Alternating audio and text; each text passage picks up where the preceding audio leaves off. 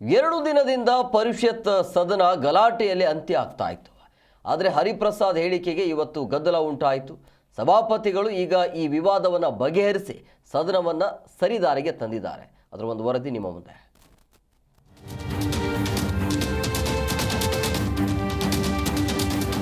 ಟೀಕಿಸುವ ಭರದಲ್ಲಿ ಅಸಂವಿಧಾನಿಕ ಹೇಳಿಕೆ ನೀಡಿದ್ದ ಸಂಬಂಧ ಕಾಂಗ್ರೆಸ್ ಸದಸ್ಯ ಬಿಕೆ ಹರಿಪ್ರಸಾದ್ ಅವರನ್ನ ಸದನದಿಂದ ಅಮಾನತು ಮಾಡಬೇಕೆಂಬ ಒತ್ತಾಯ ಇಂದು ಸದನದ ಆರಂಭದಲ್ಲಿ ಜೋರಾಯಿತು. ಪ್ರತಿಪಕ್ಷದ ಒತ್ತಾಯಕ್ಕೆ ಸಭಾಪತಿ ಬಸವರಾಜ ಹೊರಟ್ಟಿ ಅವರು ರೂಲಿಂಗ್ ನೀಡುವ ಮೂಲಕ 2 ದಿನಗಳಿಂದ ನಡೆಯುತ್ತಿದ್ದ ಗದ್ದಲಕ್ಕೆ ತೆರೆ ಎಳೆದಿದ್ದಾರೆ. ಹೌದು, ಶುಕ್ರವಾರದ ಸದನ ಆರಂಭವಾಗ್ತಾ ಇದ್ದಂತೆ ಪರಿಷತ್ನ ವಿಪಕ್ಷ ನಾಯಕ ಛಲವಾದಿ ನಾರಾಯಣಸ್ವಾಮಿ ಎದ್ದು ನಿಂತರು. ಆಕ್ಷೇಪಾರ್ಹ ಹೇಳಿಕೆ ನೀಡುವ ಮೂಲಕ ನಮ್ಮನ್ನ ನಿಂದಿಸಿದ ಹರಿಪ್ರಸಾದ್ ಅವರು ಕ್ಷಮೆ ಯಾಚಿಸಬೇಕು ಅನ್ನೋದು ನಮ್ಮ ಒತ್ತಾಯವಾಗಿದೆ. ಹೀಗಾಗಿ ಹರಿಪ್ರಸಾದ್ ಅವರನ್ನ ವಜಾಗೊಳಿಸಬೇಕು ಅಂತ ಆಗ್ರಹಿಸಿದ್ರು. ಈ ವೇಳೆ ಮಾತನಾಡಿದ ಹೊರಟ್ಟಿ, ಸದನದಲ್ಲಿ ಕೆಲ ಘಟನೆ ನಡೆದಿದೆ. ಈ ಬಗ್ಗೆ ಸರ್ಕಾರ ವಿಷಾದ ವ್ಯಕ್ತಪಡಿಸಿದೆ. ಈ ಬಗ್ಗೆ ಇನ್ನೂ ಯಾರೂ ಮಾತನಾಡಬಾರದು ಅಂತ ರೂಲಿಂಗ್ ನೀಡಿದ್ರು. ಹಾಗೆ ಕಲಾಪದಲ್ಲಿ ಸದಸ್ಯರು ವರ್ತಿಸ್ತಾ ಇರೋ ರೀತಿಗೆ ಬೇಸರ ಹೊರಹಾಕಿದ ಹೊರಟ್ಟಿ, ಮಾಧ್ಯಮಗಳಲ್ಲಿ ನಮ್ಮ ಬಗ್ಗೆ ಏನು ಬರ್ತಾ ಇದೆ ಅನ್ನೋದನ್ನ ತಿಳಿದುಕೊಳ್ಳಿ.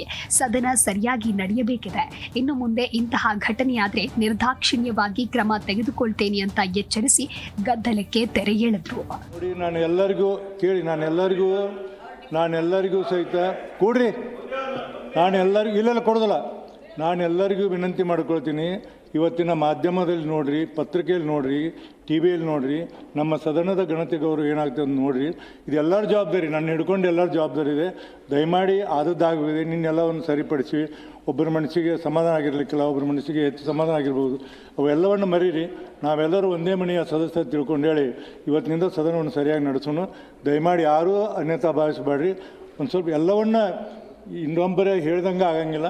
ನಿನ್ನೆ ಮುಗಿಸಿ, ಅದನ್ನು ಅವರು ಹೇಳಿದಾರ, ನೀವು ಹೇಳಿದ್ರೆ ಎಲ್ಲ ಮುಗಿಸಿ. ಇವತ್ತು ಅದನ್ನು ಪುನರಾವರ್ತನೆ ಬೇಡ. ಯಾವುದೇ ಒಂದು ಸ್ಕ್ಯಾಮ್ ಆಗಬಾರ್ದು. ಆದರೆ ಮನರೇಗಾ ವಿಚಾರದಲ್ಲಿ ಸ್ಕ್ಯಾಮ್ ಮಾಡೋದೇ ಸ್ಕೀಮ್ ಆಗಿದೆ ಎಂದು ಸರ್ಕಾರದ ವಿರುದ್ಧ ಛಲವಾದಿ ನಾರಾಯಣಸ್ವಾಮಿ ಹರಿಹಾಯ್ದಿದ್ದಾರೆ. ಪರಿಷತ್ನಲ್ಲಿ ರಾಜ್ಯಪಾಲರ ಭಾಷಣದ ಮೇಲೆ ಚರ್ಚೆ ಮಾಡಿ ವೇಬಿಜಿ ರಾಮ್ಜಿ ಕಾಯ್ದೆ ಪರ ಮಾತನಾಡಿದ ಛಲವಾದಿ ನಾರಾಯಣಸ್ವಾಮಿ, ಯೋಜನೆಯ ದುರ್ಬಳಕೆ ತಪ್ಪಿಸಲು ಹಾಗೂ ಗ್ರಾಮೀಣ ಜನರ ಬದುಕು ಹಸನಗೊಳಿಸಲು ಕೇಂದ್ರವು ವೇಬಿಜಿ ರಾಮ್ಜಿ ಯೋಜನೆ ಜಾರಿ ತಂದಿದೆ ಎಂದರು. ಇದು ಸ್ಕೀಮ್ ಆಗಿರಬೇಕೇ ಹೊರತು ಇದು ಸ್ಕ್ಯಾಮ್ ಆಗಬಾರ್ದು. ಅದು ನಮ್ಮ ಉದ್ದೇಶ. ಇಲ್ಲಿ ಸ್ಕ್ಯಾಮೇ ಬಹಳ ನಡೀತಿತ್ತು. ನೀವು ಎಲ್ಲಿಂದ ಎಲ್ಲಿಗೆ ಹೋಗ್ರಿ, ಶ್ರೀನಿವಾಸಪುರದಲ್ಲಿ, ಕೋಲಾರದಲ್ಲಿ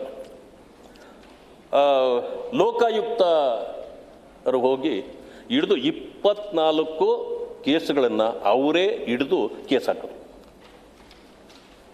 ಯಾಕೆ? ಸ್ಕೀಮ್ ಅಲ್ಲ, ಇದು ಸ್ಕ್ಯಾಮ್ ಆಗಿದೆ ಅಂತ. ಯಾದಗಿರಿಯಲ್ಲಾಯಿತು, ಗುಲ್ಬರ್ಗದಲ್ಲಾಯಿತು,